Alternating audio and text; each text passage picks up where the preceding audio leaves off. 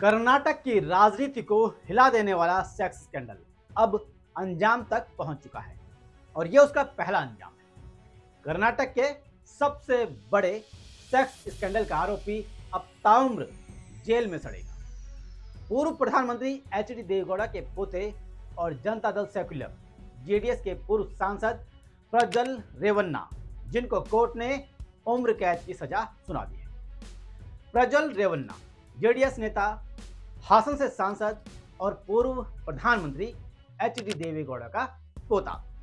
राजनीति में रसूख इतना कि हासन में लोग कहते थे यहां दो संविधान चलते हैं, एक अंबेडकर का और दूसरा देवेगौड़ा परिवार का। लेकिन आज कोर्ट ने यह साबित कर दिया है कि देश में सिर्फ एक संविधान चलेगा और वो कानून का। दरअसल इस मामले को समझने के लिए एक साल पहले जाना होगा, जब चुनाव चल रहे थे। 24 अप्रैल 2024 की सुबह कर्नाटक के हासन में लोग रोज की तरह जिला स्टेडियम में रनिंग करने और एक्सरसाइज करने पहुंचे तो लोगों को रनिंग ट्रैक पर सैकड़ों पेन ड्राइव बिखरे मिले।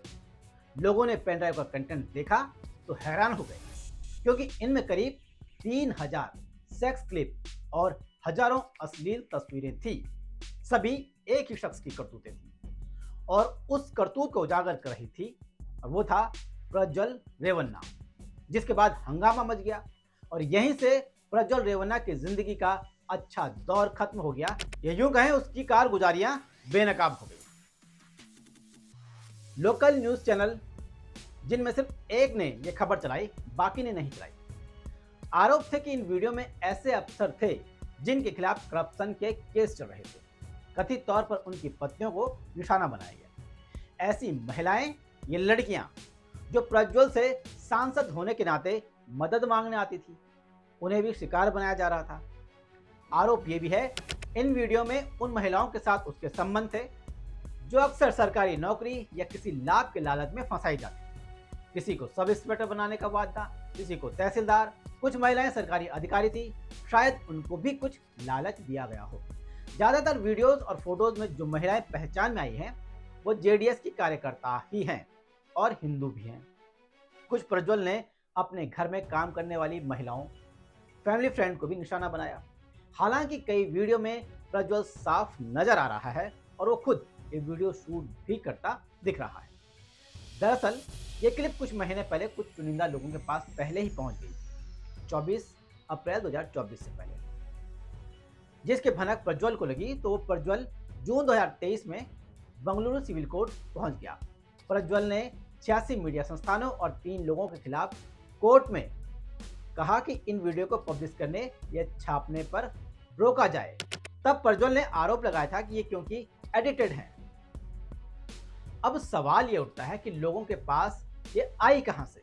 तो माना जा रहा है कि प्रज्वल का एक पूर्व ड्राइवर था कार्तिक, जिसने उसका ये भांडा फोड़ा, क्योंकि कार्तिक ने मार्च 2023 में नौकरी छोड़ी और ये वीडियो बांट दी। तो सवाल ये भी उठा कि कार्तिक की प्रज्वल से ऐसी क्या खुन्नस थी कि उसने ये पर्दाफाश किया। तो माना यह जा रहा है कि दिसंबर 2023 में जो ड्राइवर था कार्तिक, उसने पुलिस में शिकायत दर्ज कराई कि उसकी पत्नी को प्रज्वल ने किडनैप कर लिया है। उसने आरोप लगाया कि प्रज्वल की ओर से 13 एकड़ जमीन की भी मांग की गई थी। तो हो सकता है कि प्रज्वल ने ड्राइवर कार्तिक की पत्नी पर बुरी नजर डाली हो, जिसका बदला लेने के लिए कार्तिक ने प्रज्वल को एक्सपोज कर दिया हो। खैर, 26 अप्रैल को लोकसभा चुनाव की वोटिंग थी। वोटिंग के बाद 27 अप्रैल को प्रज्वल देश छोड़कर भाग गया और जर्मनी पहुंच गया। और इस चुनाव में प्रज्वल रेवन्ना हासन से 40,000 से ज्यादा वोटों से हार गया।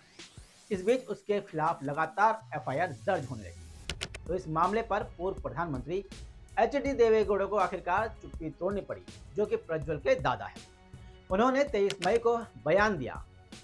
उन्होंने प्रज्वल को चेतावनी दी, ये रिक्वेस्ट नहीं चेतावनी है, अगर नहीं लौटा तो तुम्हें मेरा और पूरे परिवार का गुस्सा झेलना होगा।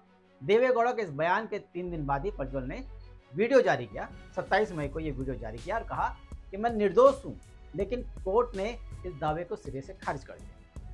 31 मई को जब वो भारत लौटा तो बेंगलुरु एयरपोर्ट पर ही उसे गिरफ्तार कर लिया गया और जेल भेज दिया। इन वीडियो और खबरों के बाहर आने का असर यह हुआ कि रेवन्ना के परिवार के फार्म हाउस में काम करने वाली 47 साल की एक महिला, उसने पिछले साल अप्रैल में रेवन्ना के खिलाफ एफआईआर दर्ज कराई। पहली महिला थी जिसने अपना मुंह खोला और रेवन्ना की कारगुजारियों को लेकर खुलकर बोला।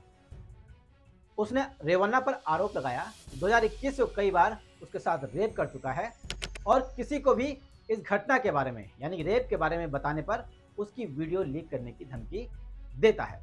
लेकिन एक आरोप और भी है। आरोप यह है कि इस पीड़िता को बयान देने से रोकने के लिए यानी कि एसआईटी के सामने पेश होने से रोकने के लिए प्रज्वल के पिता और कर्नाटक सरकार में मंत्री रहे एचडी रेवन्ना और उनकी पत्नी भवानी रेवन्ना ने कथित तौर पर उसका अपहरण कर लिया। इस अपहरण मामले की सुनवाई फिलहाल चल रही है, कोर्ट में ये वाला केस जारी है। प्रज्वल के ड्राइवर कार्तिक ने कोर्ट में बताया कि प्रज्वल की मां भवानी रेवन्ना को भी पता था ये सब कुछ, लेकिन बदनामी के डर से उसने अपना मुंह छुपा लिया और कुछ नहीं कहा। खैर, इसके बाद रेवन्ना पर 4 महिलाओं ने रेप का आरोप लगाए। उस पर 50 से ज्यादा महिलाओं से यौन उत्पीड़न का आरोप लगा, जिसमें एक महिला के आरोप पर उसे ये सजा सुनाई है। ये पहला केस है और इस पीड़िता के केस की सबसे डरावनी बात क्या थी? ये थी कि इस पीड़िता की मां के साथ भी बेंगलुरु के बसनगुड़ी स्थित घर में बलात्कार किया गया। और पूरे केस की सबसे चौंकाने वाली और निर्णायक बात क्या थी, ये जानना बहुत जरूरी है। तो ये कि रेप पीड़िता ने उस साड़ी को संभाल कर रखा जिसे उसने उस समय पहना था जब प्रज्वल रेवन्ना ने उसके साथ जबरन बलात्कार किया। फॉरेंसिक जांच में उस साड़ी पर स्पर्म के निशान मिले। साथ ही पीड़िता ने घटना का वीडियो भी रिकॉर्ड किया था जिसमें साफ तौर पर रेवन्ना का चेहरा नजर आ रहा था। और इस सबूत ने न सिर्फ कोर्ट में प्रज्वल की दलीलों को ध्वस्त किया बल्कि पूरे कांड को खोलकर रख दिया। अब प्रज्वल के पास बोलने के लिए कुछ नहीं रहा।